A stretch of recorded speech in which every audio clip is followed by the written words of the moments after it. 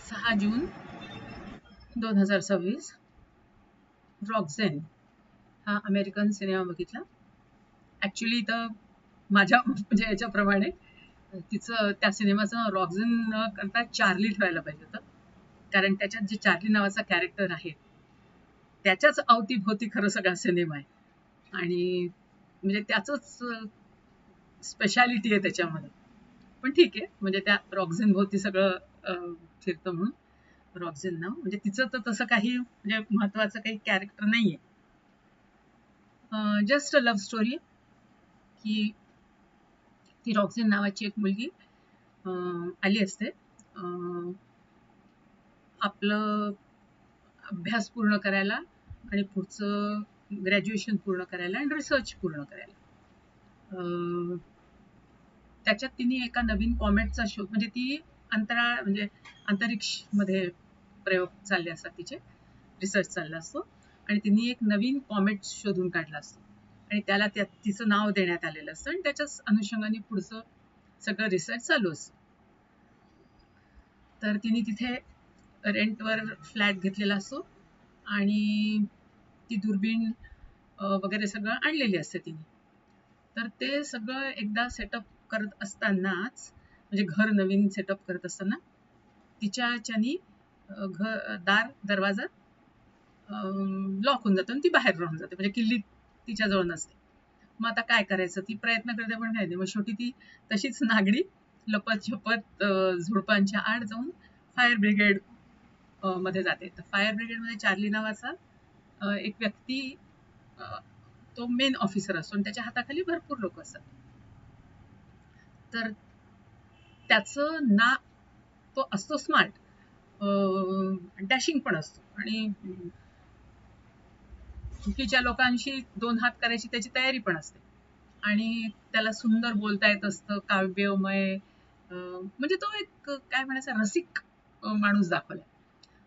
आणि पण त्याला त्याच्या नाकाबद्दल जर कोणी बोललं तर मग त्याच्या इतका वाईट कोणी नसतो. म्हणजे तो मग त्याला धुवूनच काढतो, मारच खायच्या याच्यात असतो. तर मग ही तिथे झुडपा आडूनच आवाज देते जोरजोरात. तर तो म्हणतो कोण आहे, तर ती सांगते म्हणजे माझ्या घराचा दरवाजा लॉक झालाय. तर मग पण मग येऊ शकत नाही मी नागडी. मग म्हणजे थोडक्यात तो तिच्याबरोबर जातो चार्ली आणि दार तिला उघडून देतो. तर मग ते मग त्या दोघांची मैत्री होते म्हणजे. तर हळूहळू असं पुष्कळ प्रसंग येत राहतात की ज्याच्यामुळे त्या दोघांची भेट होत राहते. आता ती ज्या घरात भाड्याने राहत असते ते घर जिचं असतं ती या चार्लीची मैत्रीणच असते, ओळखीचीच असते छान. तर मग तिच्याकडनंच त्याला कळतं की ती कोण आहे, काय आहे, कशा करता आलेली आहे. आणि मग तिच्याशी बोलताना त्याला आवडतं. मग तिचंही बोलणं त्याचंही बोलणं ऐकून ती म्हणते तू किती छान बोलतो, छान मला आवडतं वगैरे असं. तर असेच एकदा ते म्हणजे तिच्या मैत्रिणी आणि ती अशी रेस्टॉरंटमध्ये बसलेले असताना ह्यांचे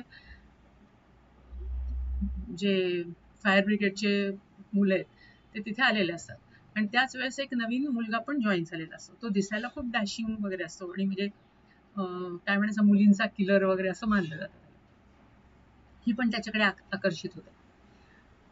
पण मग आता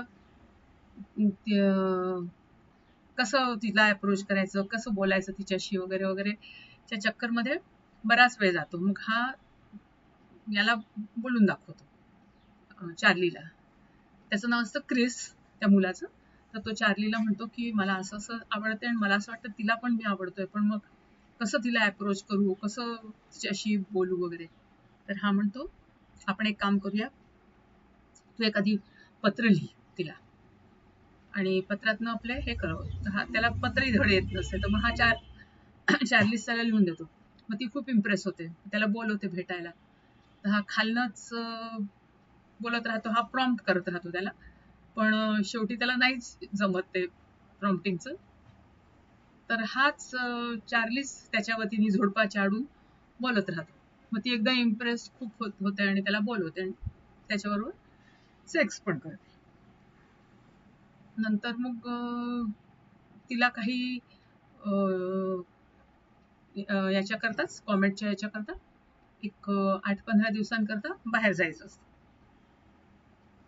मग ती म्हणते आता तू कसं करशील काय, तर म्हणे मी रोज तुला एक पत्र पाठवेन. तर मग चार्लीच रोज आपलं पत्र लिहून पाठवत राहतो तिला. तिला म्हणजे ते खूप आवडतं, इतकं छान लिहिलेलं वगैरे. आता चार्लीला पण ती आवडायला लागलेली असते. तो पण त्याच्यात इन्व्हॉल्व्ह झालेला असतो, पण तो नाकाकरता काहीच नाही. तो डॉक्टरकडे जाऊन म्हणतो माझं नाक कापून टाका, मेकअपचे पुष्कळ हे करून बघतो, असं करू तसं करू, पण ते काही त्याला म्हणजे जमत नसतो. तो म्हणतो नाक सोडलं तर माझ्याकडे काय कमी आहे वगैरे सगळे प्रकार होतात.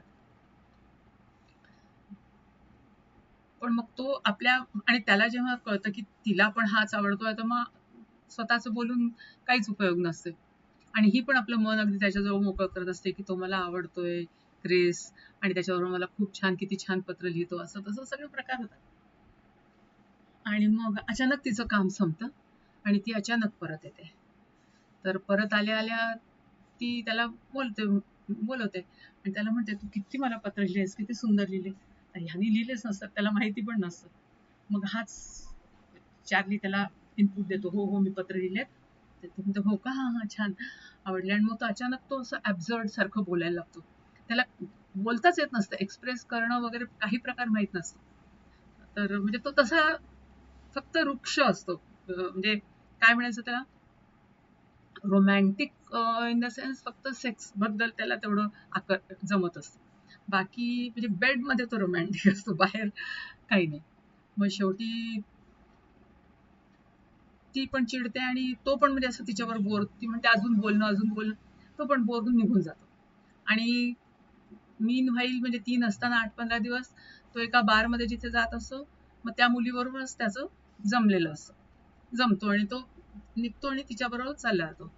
मग तिला लक्षात येते की हे जे काही सगळं झालंय ते ह्याचं काम नाहीये, हे नक्कीच दुसरं कोणीतरी लिहिलंय. आणि मग तिला तिच्या मैत्रिणीकडून कळतं, जिच्याकडनं तिने रेंट घेतलं असतं, कारण ह्यानी तिला सगळं सांगितलेलं असतं.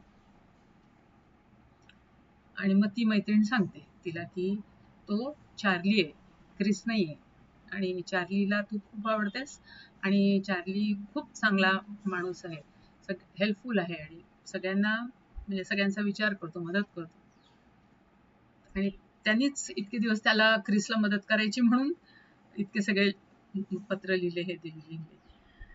तर मग ती सांगते चार्लीला की काही हरकत नाही, तुझंही नाक जरी असं असलं तरी मला तू आहे तसाच आवडतो आणि मला जे आवडतं ते तू पूर्ण करू शकते, तर आपलं काहीच प्रॉब्लेम नाही. आणि मग ते दोघं खुश होतात आणि एकमेकांच्या म्हणजे जवळ येतात आणि मग जमते त्या दोघांचं. तर असं म्हणजे तशी ऑर्डिनरी स्टोरी आहे, काही तसं खास नाहीये, पण मजेदार मजेदार त्या चार्लीची मजा मजा दाखवली. ठीक आहे.